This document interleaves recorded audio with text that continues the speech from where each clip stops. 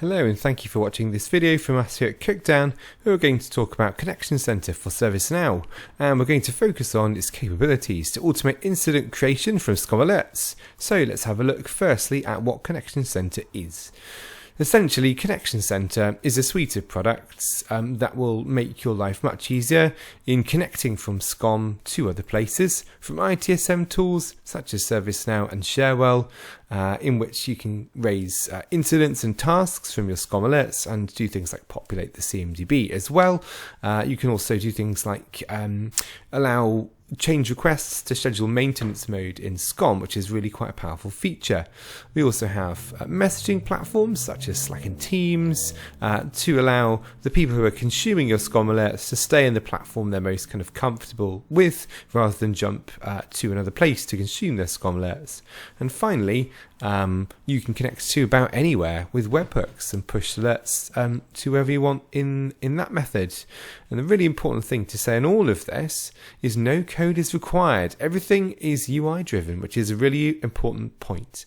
You need no coding skills to be successful with Connection Center. So join us in the no code revolution and make your life much simpler in connecting to and from SCOM with Connection Center.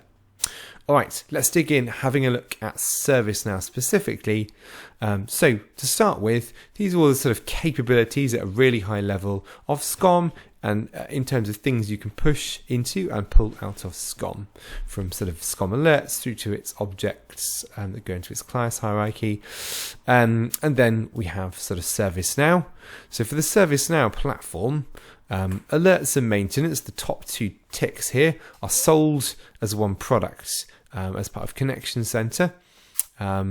And the objects capability, which lets you populate ServiceNow's CMDB, is sold as a second capability. So they're separate. You can also see there are some things that are not ticks. If you're interested in these items, we're all ears. We love getting feedback on things we don't currently do, because it really helps shape our roadmap and the future of our company.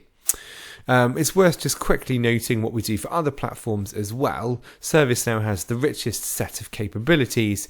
For Sharewell, Slack and Teams, we're dealing in alerts, essentially pushing SCOM alerts out to those platforms. Although obviously you can build whatever you want with webhooks as well. Alright, so let's dig into ServiceNow, focusing on those alerts. So this is the scenario that most companies start in, where they're entering their incidents manually into ServiceNow, and you've got poor old Jim Carey here hammering out those incidents and routing them manually to the right team. And it does work, but it's obviously very time consuming, as poor old Jim here has to know what to type into each incident and where to route it, which means there's an element of being error prone, because obviously people are not perfect, as well as obviously very time consuming. And it doesn't make much sense, because when you think about it, SCOM is already doing all the heavy lifting here in generating alerts to tell Jim what to enter. So we might as well join the dots here with Cookdown Connection Center, which will now allow SCOM's alerts as they're raised to be pushed to ServiceNow and routed to the right place in the form of tasks and incidents. And that's the basic premise of what we're going to be talking about in this video. There's another very good reason for wanting to do things in this way. If you're the SCOM guy rather than the ServiceNow guy, you care about your alerts, and your SCOM management group often looks like this, where each post-it note represents a SCOM alert. There are thousands of them, and because the primary method that SCOM is sort of geared up around consuming these alerts in is the humble email, until you click into each individual email and read it, you can't tell which one of these post-it notes is your high priority item and which you can just ignore or wait for another day. ServiceNow, by contrast, and for that matter Sharewell too, are full workflow systems that are geared up around this type of problem to automatically prioritize and escalate tickety items, incidents and tasks based on the data that's in them, to wake people up in the middle of the night as needed, associate the incidents with the correct CI in the CMDB so that things can be more quickly resolved. And ultimately, this is all about getting your SCOM alerts actioned as the SCOM administrator. If you push your SCOM alerts into ServiceNow or an ITSM tool that is geared up around resolving things like alerts in the form of incidents, you stand a much better chance of getting your alerts actioned. Let's have a look at now how this solution works at a really high level. So in SCOM, you import our management pack, which will take those SCOM alerts as they're raised and push them across into our ServiceNow certified store app as alert records. Obviously, you can configure which SCOM alerts are sent in the first place. You don't have to send everything. And then when an alert is pushed across to ServiceNow, it doesn't instantly become an incident. It is matched against what is called a creation rule, and only where a match is found is an incident raised or a task. So in other words, you could push everything from your SCOM deployment and have literally none of them raised as incidents if you so chose. It's only where a match is found that an incident is raised, and the match will dictate where the incident is raised, which assignment group, which CI, and things like that. But the aim of the game ultimately is to get these things into SCOM as incidents, so you can get them worked by teams. So they'll be assigned to people, they'll get moved through state and ultimately resolved. And that's the aim of the game. When that's happened, that information you want to be passed back through to SCOM, so that if you live in SCOM or you have teams that work from SCOM rather than ServiceNow, you can see all of the incident information in SCOM, which lets you do things like dashboard it up and whatnot from your SCOM data. And ultimately, when this incident is resolved, you don't want to have to go manually close out the SCOM alert. You want it to just happen. With the bidirectional sync capability of Connection Center, that is all possible. So when the incident is resolved, the SCOM alert is closed out. You can configure it the other way as well, where the SCOM alert is closed to resolve the incident. It's up to you. So that's really powerful. Next feature that's worth talking about is this one here. So picture this scene. You have VMware or some hypervisor and a bunch of servers running on it, and SCOM is monitoring what's on those servers. Sounds normal, sounds familiar. And then the hypervisor goes down. Not ideal, but it does happen. What's SCOM going to do? It's going to light up like a Christmas tree. You're going to get SCOM alerts for everything under the sun. As you would expect, there's a problem here. Which of these SCOM alerts do you want as incidents in ServiceNow? Do you want all of them? Maybe. I'm willing to bet you probably only want one for that heartbeat failure from each of these servers. You need to know the servers are down, and for SLAs you need to know how long they're down for, but you definitely don't want an incident for every single one of these SCOM alerts. So with a feature of our product that will suppress incident creation until the server is back up, it's just a simple checkbox in a rule, which when checked will suppress all of these SCOM alerts and being raised as incidents. So that's a really powerful feature. Then we have maintenance mode. So maintenance mode is all about taking the pain out of scheduling SCOM maintenance mode by joining it up with ServiceNow. Historically, you have somebody in ServiceNow who schedules a change request window and pushes across those change requests into ServiceNow, and by doing so, they create maintenance mode schedules in SCOM, which is the aim of the game. Historically, this is a manual process, so it's done via email and is error prone. Not ideal, but it does kind of work.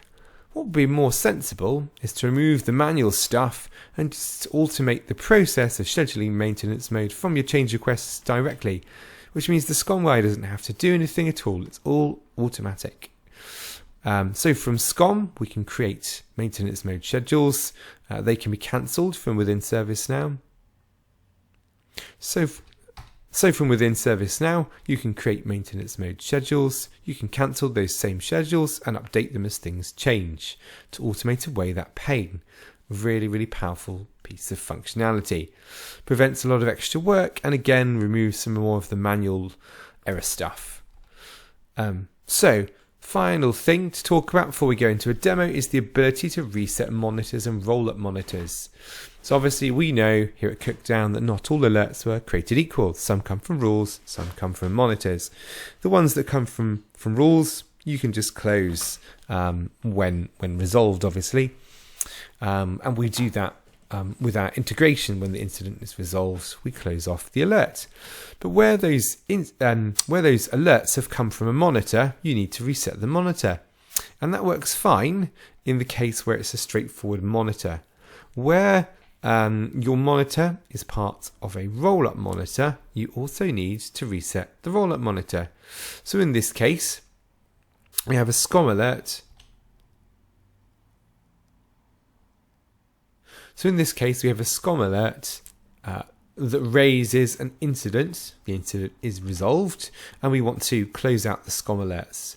We will do that by traversing the roll-up monitors tree, essentially, and resetting all of the monitors that are in an unhealthy state underneath it, which will cause the SCOM alerts to be closed out, which is really useful because obviously there's no other way to do it in SCOM.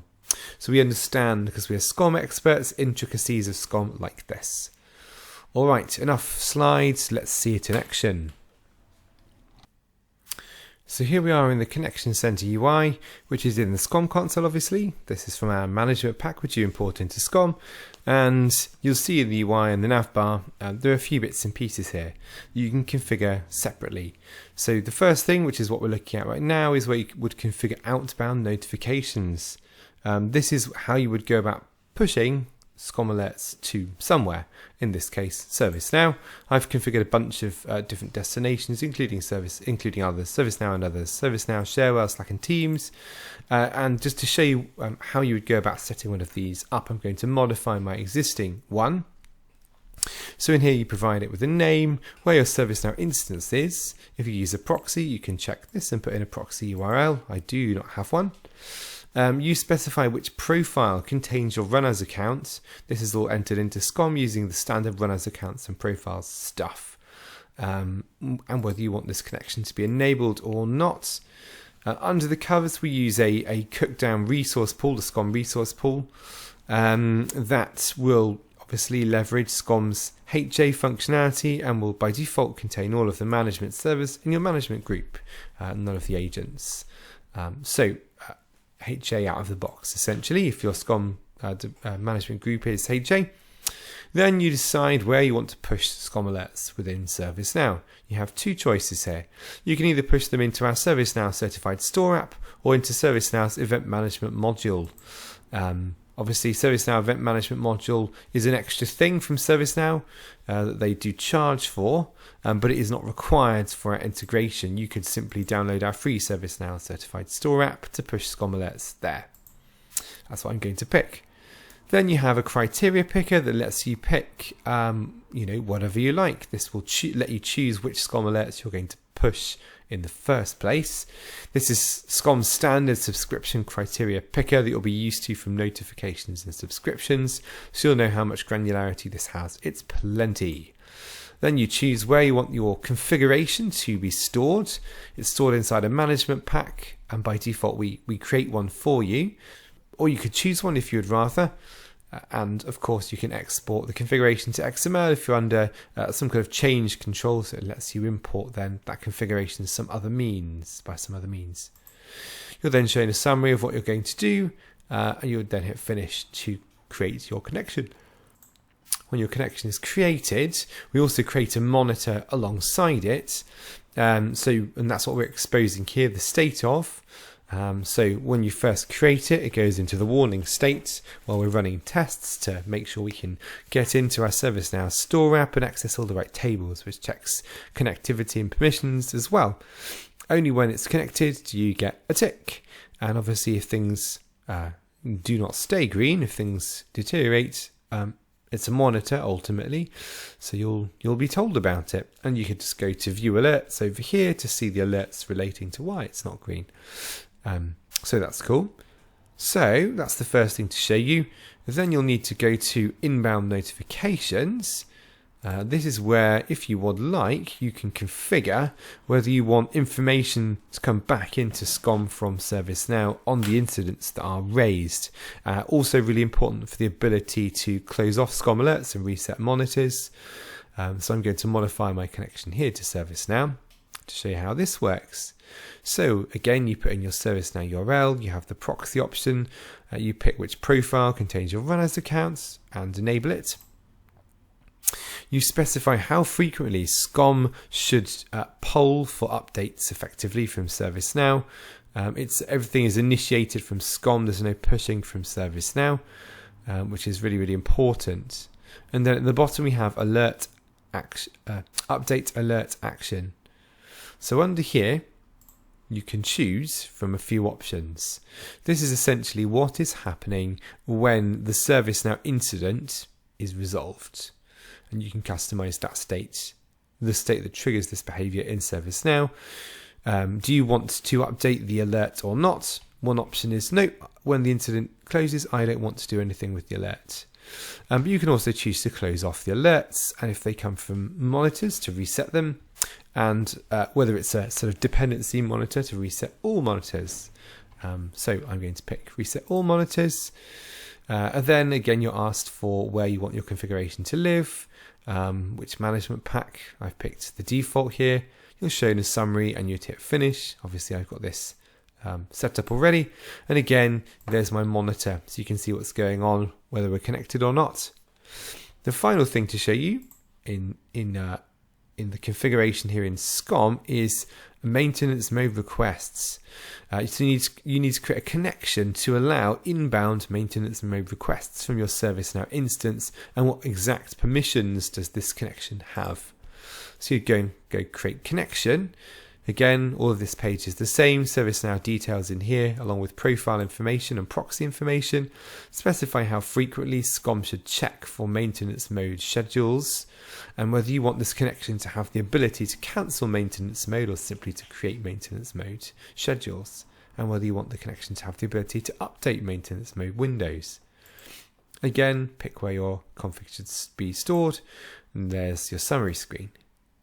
So once you set up what you want to set up here, the next thing you would do is to push across SCOM alerts into our ServiceNow certified store app, which is the next thing to look at. It looks like this. We're looking at the SCOM alerts table inside of the app right now, and these are some SCOM alerts that I pushed across earlier. Before we go into any specific SCOM alerts, it's really important to look at the creation rules. These ultimately govern when a SCOM alert comes in, what happens with it, if anything. And they run through from order 1 to highest number you can mention. So the first one in my lab here is my wait rule here. This is a special type of rule that will hold back SCOM alerts for a period of time before they're evaluated against the rest. So before we decide whether to raise an incident or not. This is really useful for handling flapping SCOM alerts that open and close within a minute or a short period of time, essentially. As long as these creation rules have in them a condition along the lines of "and SCOM alert is not closed," then if a SCOM alert comes in and closes really, really quickly, it won't get raised as an incident. So that's really valuable. We're going to look at one of these rules now. I'm going to pick on the SQL team here. So this rule will match incoming SCOM alerts based on these conditions. Essentially, the name needs to contain SQL MS or MS SQL, and the management pack needs to contain SQL, and ultimately it should be closed. When those conditions are met, what will happen? So we're going to raise an incident. You could pick a task or some other ServiceNow ticket type. You set all the fields up here as you would like them to be set on the incident, so the caller and the contact type, etc. If you have our CMDB population feature set, which is licensed separately from the alert and maintenance capabilities, when you tick the automatically map CI box, will automatically match the incidents to the correct CI, and we can do this because we know the SCOM object ID of the CIs because we populated your CMDB with them. Otherwise, you would specify a static CI or leave it blank. The other option you have in the area of CIs and with all of these fields is to set them by using a script. We call these post-creation processing scripts. So what happens is the SCOM alert, when it's been evaluated against its rule, an incident or task or whatever, is created and it's held effectively in memory in ServiceNow. But before it's saved, this script essentially runs, which will update whatever you set in here. So in this example here, I have a static value of 3 for impact and urgency, which is a bit rigid. What I'd really like to do is to use the SCOM alert severity and priority fields to set those fields. And that's what this script here will do. But because this is JavaScript, you can set whatever you like up in here. If you wanted to create some cool logic around CIs or whatever, you could do that here too. Very powerful piece of functionality right there. The final thing to show is this advanced tab here. So this is where our correlate server down alerts checkbox is. So this is the thing that I was showing you in slides, that where a server goes down,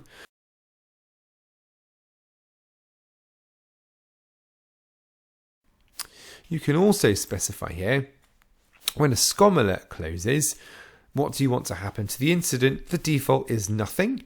Most teams want that to be the case, but you may want to resolve your incidents when SCOM alerts close or whatever. All is possible. You also have some more advanced scripty options here.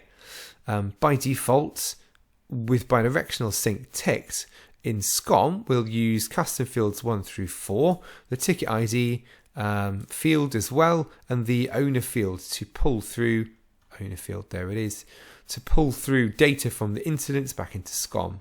If you wanted to change what is pulled and where it goes, this is where you go to do it in this script.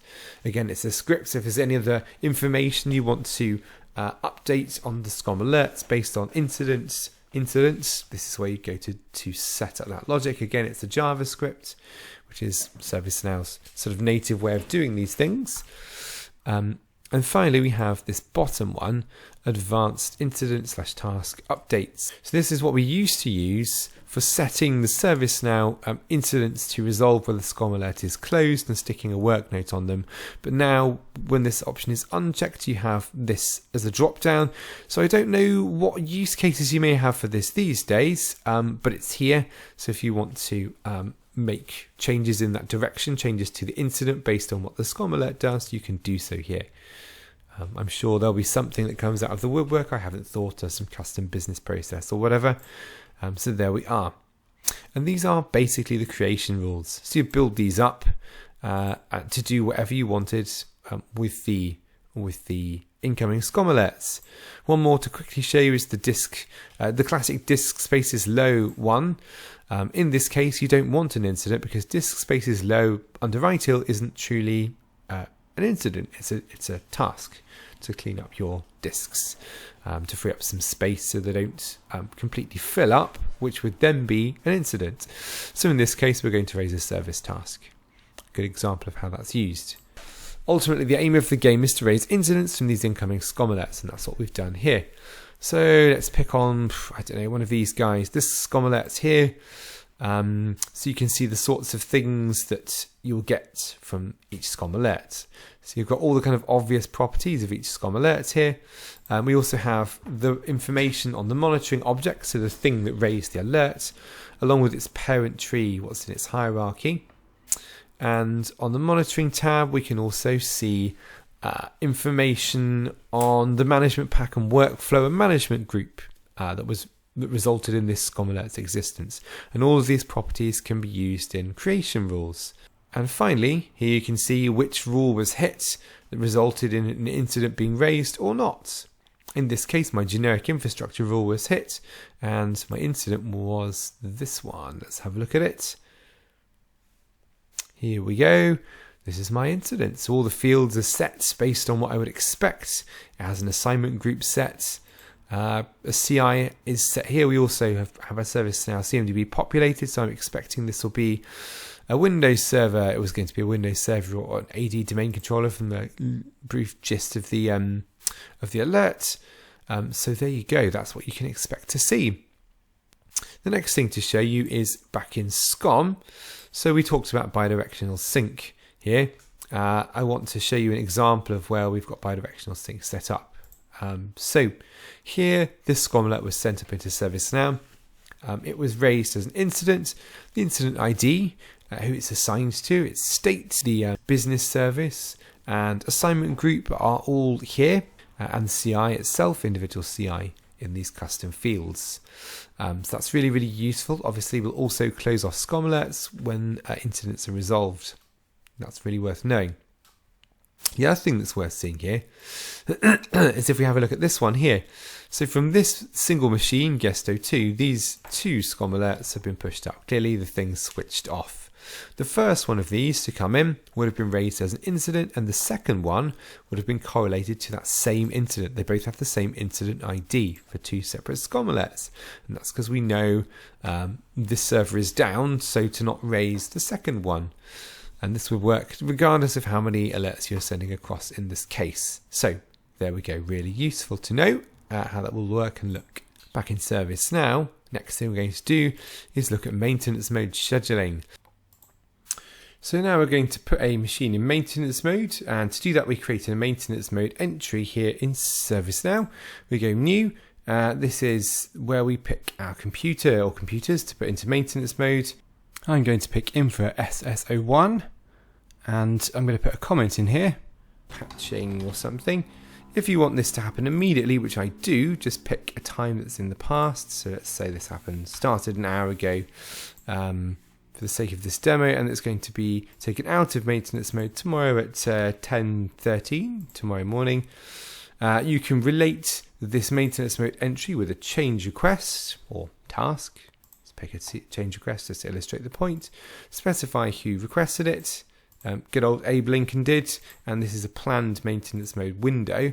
By submitting this, okay, the SCOM, next time it checks in, will pull down this maintenance mode entry, and back in SCOM, we should see this machine go into maintenance mode Infra FS01 in the not too distant future, and we'll see the schedule we created. And there we go, it's been put into maintenance mode, and you can see this was done via integration by who the user is. And here we go, the start and end details. Bear in mind my SCOM box is in a slightly different time zone to my ServiceNow instance, so it's 1 hour prior to what it appears in ServiceNow, but there we go. And that's how maintenance mode works. Now, we haven't hooked up this maintenance mode entry feature to change requests to be triggered automatically, because for some businesses they won't want that. It's a really simple business rule based script that you would need to hook it up so it's fully sort of automated. We have a demo script that we're happy to share that will let you add a checkbox to change requests to say schedule SCOM maintenance mode, and by doing so all of this information is pulled from the change request. So for example, the CI, the dates, obviously the related entry will be to the change request you're creating in the requester. So if you like what you've seen here, go to cookdown.com/Connection Center, where you can take a trial, book a demo, or ask us anything you like on Connection Center. There's also more videos and plenty of resources on how we integrate with ServiceNow with Connection Center if you want to learn more about how it works. Thanks for watching.